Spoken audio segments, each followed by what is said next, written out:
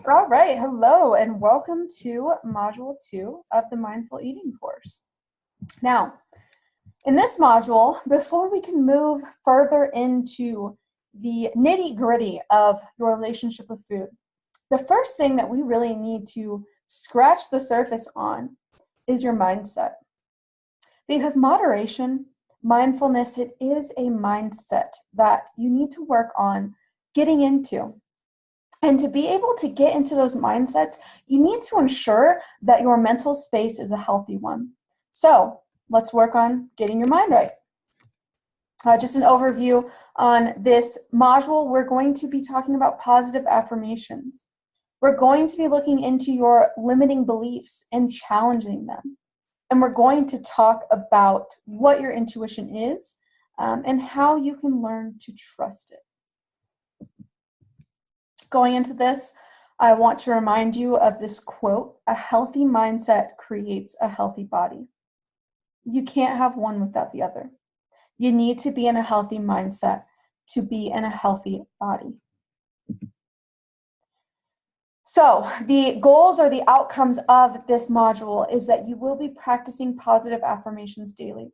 So get ready for that. There is going to be a handout at the end of this module that you'll have. It's like 111 different affirmation ideas to choose from. So there's no excuse that you can't think of an affirmation to say. There's absolutely no excuse that you don't have time to do affirmations, because it only takes a few minutes every day. And we're going to identify and challenge those limiting beliefs and ensure that you are working on a more positive thought process to become a habit in your life, which will develop more trust in yourself. When we're talking about positive affirmations have been proven, scientifically proven, to create healthier and more productive thinking. We are what we repeatedly think. And the important thing to remember here is that you're always going to have negative thoughts. You're human and everyone has negative thoughts. But if you are somebody that is consumed by those negative thoughts, that you dwell on them and you let them bring you down, this is not productive to your well-being. This is not healthy. And these negative things that you constantly think about, they attract more negativity in your life. So when you affirm to yourself, when you are intentional about positive thinking, it helps attract more positivity in your life, because it is increasing your confidence in your belief, because you're hearing yourself say these positive things over and over again. It's increasing your belief in these things. So again, you are what you think. And it's okay if you struggle with negative thoughts, because having a positive mindset is like any other habit. It takes time to build it. This negative mindset that you might be stuck in, it's a habit that you have created for yourself, that many people have created for themselves. And it just takes, breaking that habit just takes creating a positive new habit. Now, I want to take a second here to say, we're not talking about, people that deal with mental illnesses here. If you deal with depression or you deal with anxiety, that is a mental illness that needs to be worked on outside of this program. Therapy, medication, whatever it is that helps you with that mental illness, it's important that you are taking steps to do what you can to improve that mental illness. But here, when we're talking about a positive mindset, we're talking about habits. We're talking about making a habit out of positive thinking. So to do that, what we need to do is be conscious, be aware of the negative thoughts that come into our head. And we need to flip the script. So that is the first habit that I would recommend working on, is taking a couple of days, a week, to just be aware of the negative thoughts that come to your head. And a great way to do that is to write them down. A note in your phone works perfectly fine. We always have our phones on us, so that's the easiest way to, anytime you have that negative thought, write it down. And that is just forcing you to create a habit out of being conscious of those thoughts, catching them. So once you make a habit out of catching those thoughts, you can flip the script. When you have that negative thought, when it pops in, you can say, you know what? No, that's a thought that does not serve a positive purpose for my life. This is what will. And you follow it up with something that is either positive or even just neutral. being more factual, saying, okay, am I being rational with this thought? Is this really true? Just challenging it and questioning that thought. Now, from there, once you identify what you're struggling with the most with your negative thoughts, is it body image? Is it a lack of confidence in your ability in your career or at school? I want you to figure out what you're struggling with the most, and I want you to flip that script, and I want you to use that as your affirmation. So when we talk about affirmations, this is what you're going to do. You're going to pick 2 or 3 affirmations, 2 or 3 statements that you need to hear. So again, if you're struggling with body image, let's use that as an example because that is a very common one. If you're constantly beating yourself up and nitpicking the way you look, then I want you to affirm to yourself, I am working on accepting and respecting my body. Because it's true, that's what you're doing.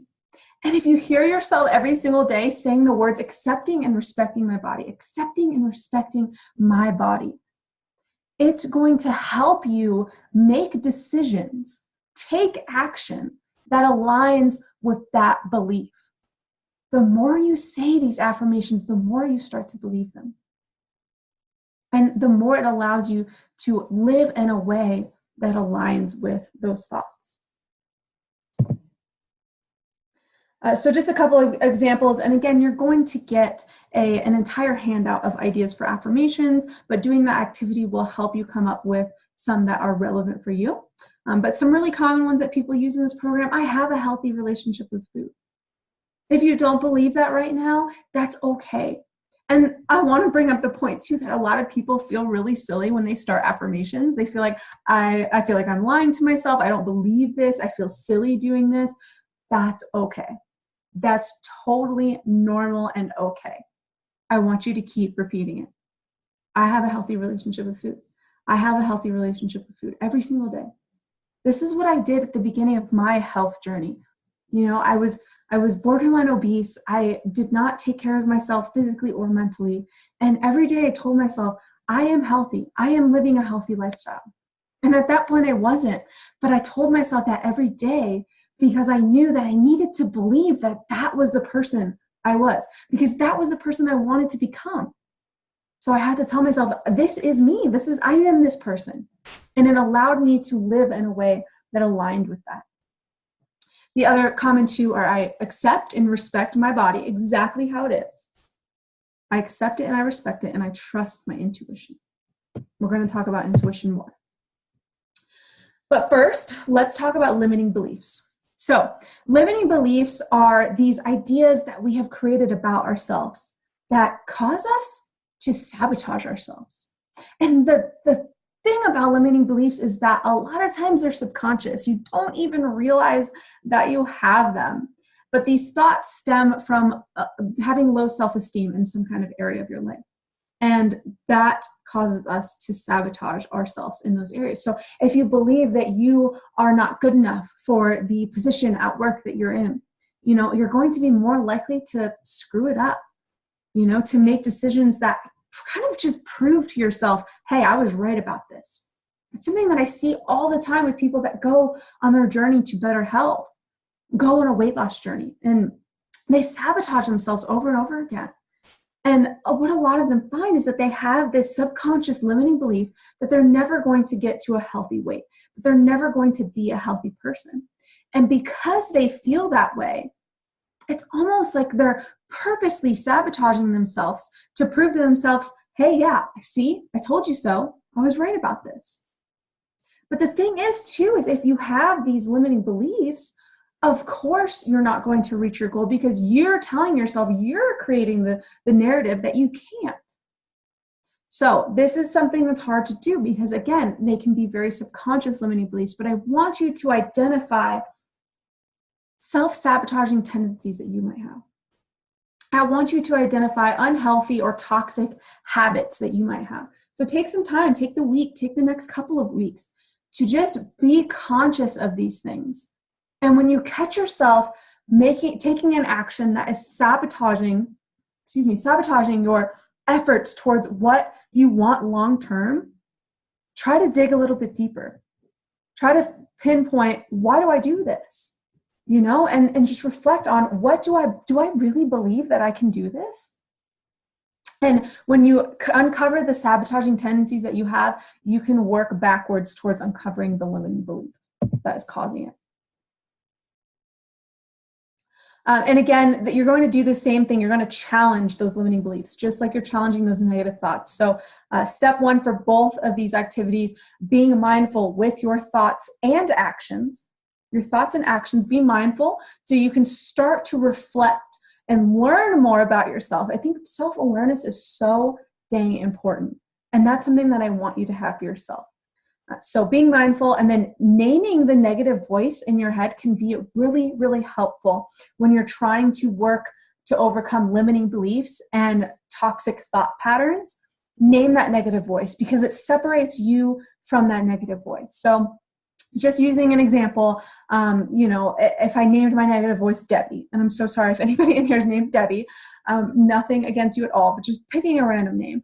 So anytime that I would have a negative thought pop in my head, I would say, you know what, Debbie, I'm going to need you to quiet down because Mallory's got this. And Mallory believes in herself. And Mallory knows that she can achieve whatever she puts her mind to. So I am creating me as the person that has that faith, that has that trust and is positive, and I'm disassociating myself with that negative voice. That is not me. And then the last thing I want you to do when you uncover a limiting belief, when you catch yourself thinking a negative thought, replace it with 2 positive thoughts, 2 positive beliefs about yourself, because we want to create a habit out of that positive thinking. This is a very common limiting belief that people have. I can't trust myself with food. Now, this is where we're going to talk about your intuition. This is what scares the crap out of people when they hear, intuitive eating, mindful eating. They think, well, I can't trust my intuition because I don't have the control around food. I overeat. Well, the thing is that that's not your intuition telling you to overeat. That's not it.